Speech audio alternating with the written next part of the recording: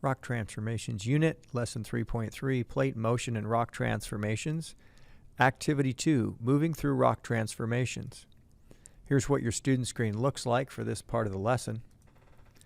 This activity is a model of the rock transformations that occur on Earth. The stations around the room represent different processes that rock material can go through. You will each represent one rock material, and you'll move through the stations to simulate rock transformations. You'll use these sheets to track what happens. You will only participate in this activity for a short time, but you will be simulating hundreds of millions of years of rock transformations as you travel between different stations. Let's try a practice round of the model, starting at sedimentary rock.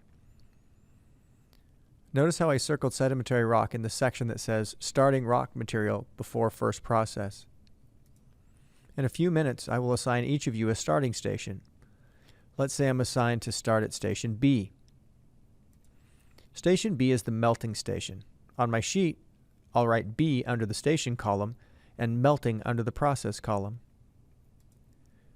Each station has its own sheet with directions.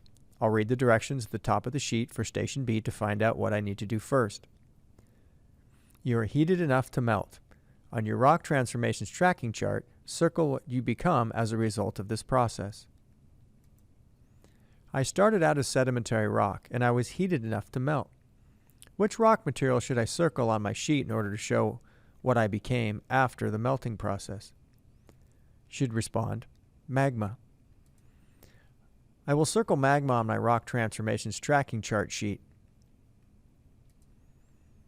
Then I'll roll the die and follow the directions on the station sheet to find out what happens and which station I should visit next.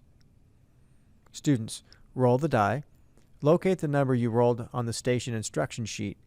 Read the corresponding columns out loud to determine the next step.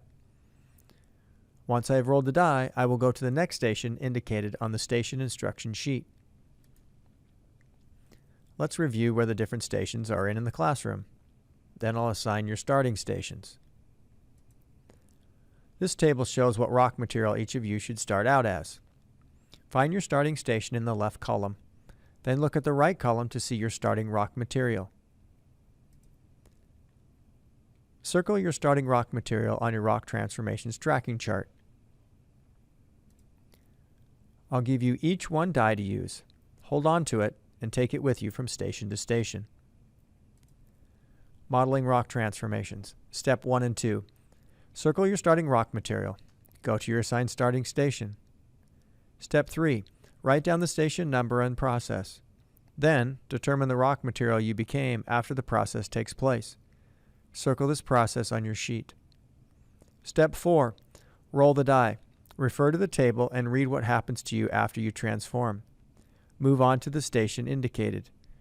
Repeat steps 3 and 4 until you run out of time. Students, follow the directions for the activity while filling out your student sheets. End of activity. Be sure to complete all your student work in Amplify for this activity before moving on.